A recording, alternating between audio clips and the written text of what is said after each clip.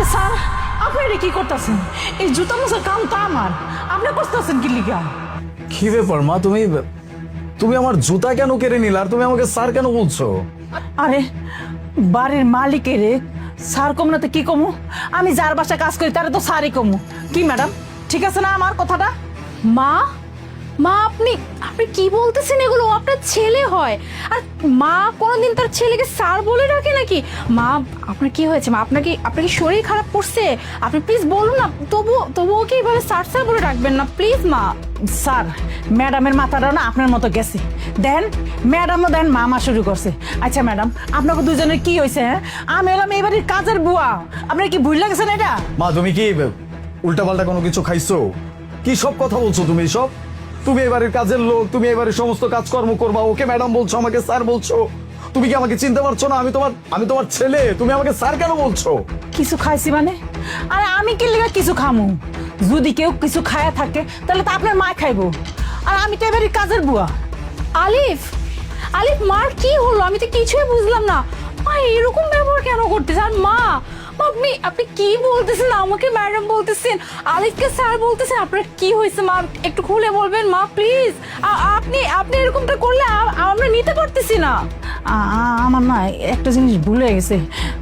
আমি না ওই যে খাবার টেবিলে আপনার খাবার রেডি করে রাখ খাইছি। আপনি খাওয়ান, আমি এখানে খাবারটা নিয়ে আইতাছি। আরে মার হয়েছেটা কি? এমন আচরণ করতেছে কেন মা? স্যার, এই যে আপনি খাবারের বাটি। মা তুমি তুমি আমাকে বলো তো যে তুমি এমন কেন করতেছো? কি হয়েছে তোমার? কেন স্যার, আমি কিল্লিগে এগুলি কইতাছি, কিল্লিগে এগুলি করতাছি? সেদিন কি হয়েছিল? আপনি কি করছিলেন? আপনি ভুলে গেছেন? বাজান, তোর লগে না আমার একটু কথা আছে। কি? কইতেছি কি, তুই তো জানোস আমি চশমা ছাড়া চোখে দেখি না। আমার কাজ করতে যায় না, আমার চশমার একটা ডান্ডি ভেঙে গেছে, একটু ঠিক করে দিবি? দেখতেছো একটা কাজে আমি বের হচ্ছি, এর মধ্যে এসে তোমার আমাকে বলতে হবে যে তোমার চশমার ডাট ভেঙে গেছে, সেটা আমার ঠিক করে নিয়ে এসে তোমাকে দিতে হবে। যাই হোক, আগামী আগামী সপ্তাহে দেখবো না, আমি গেলাম। এক সপ্তাহ? এক সপ্তাহ তো অনেক দেরি বাবা। তুই তো জানোস আমি নামাজ পড়ি, নামাজ পড়ার পরে কোরআন শরীফ পড়ি, একটু হাদিসের বই পড়ি। চশমা ছাড়া আমি কেমনি কি করবো? একটু ঠিক করে দেস না বাপ। হ্যাঁ, এত কিছু তোমার করা লাগে তাহলে নিচে গিয়ে নিচে করে নিয়ে আসতে পারো না?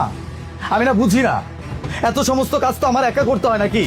অফিসের কাজ, বাজারের কাজ, বাসার যে কোনো কাজ সবকিছু আমারই করতে হবে। তোমার চশমায় প্রবলেম হয়েছে, চশমা তোমার ভেঙে গেছে, যাও না নিচে যাও, গিয়ে 2 মিনিট হাঁটলেই তো তুমি চশমার দোকানটা পেয়ে যাও, নিজে তো ঠিক করে নিয়ে আসতে পারো। এবার এটাও আমাকে বলতে হবে? বাজান, আমি তো চশমা ছাড়া একাই চলতে পারি না, আর আমার তো শরীরটা ভালো না। আমি কেমনে যাই ঠিক করবো? ঠিক করে দেস না বাপ। ঠিক আছে, তুমি তো পারবা না, আমারই করতে হবে, তাহলে সেটা আমার সময় মতো হবে। আমি এখন ব্যস্ত আছি, আগামী 1 সপ্তাহ পর্যন্ত ব্যস্ত থাকবো। নেক্সট উইকেন্ডে তোমার চশমা ব্যাপারটা আমি দেখছি। মাথাটা খায় না প্লিজ।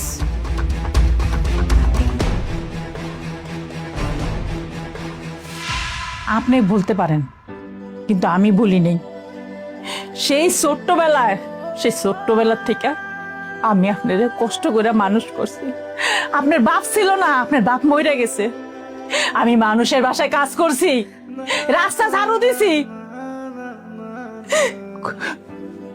কত মানুষের কত কথা শুনছি আপনার মুখে খাবার দেওয়ার লেখা। আমি অনেক কষ্ট করে আপনার এত বড় করছি।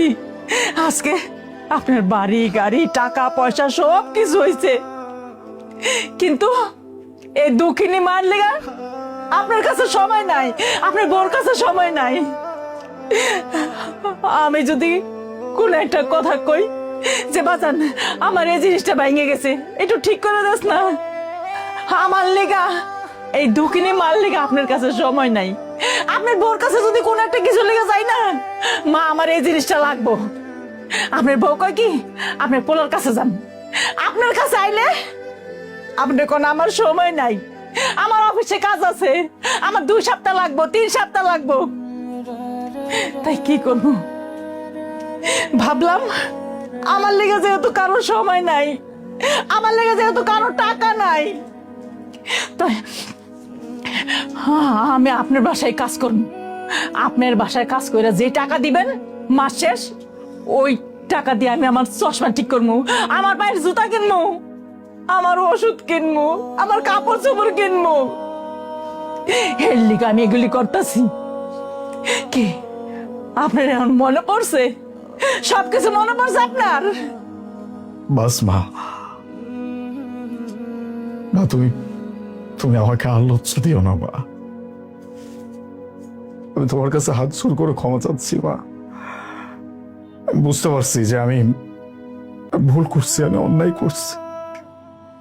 ঠিকই তো, যেই মানুষটা আমার জন্য এত কিছু করে গেল, আমাকে এত বড় করলো, আর তার সামান্য কিছুর বেলায় আমি নাই। আমি তার সাথে খারাপ আচরণ করছি, তার সাথে উঁচু গলায় কথা বলছি। মা, আমার ভুল হয়ে গেছে মা, আমি তোমার কাছে ক্ষমা চাচ্ছি মা। আমি আর জীবনে তোমার সাথে খারাপ আচরণ করবো না। তোমার যখন চা লাগবে তুমি জাস্ট আমাকে একটা বার বলবে, আমি তোমার সামনে হাজির করে দেবো মা। প্লিজ তুমি আমাকে মাফ করে দাও মা। বাজান, তুই যে তোর ভুলটা বুঝতে পারছস, তাতে আমি খুশি। তোর উপর আর কোনো রাগ নেই বাবা আমার।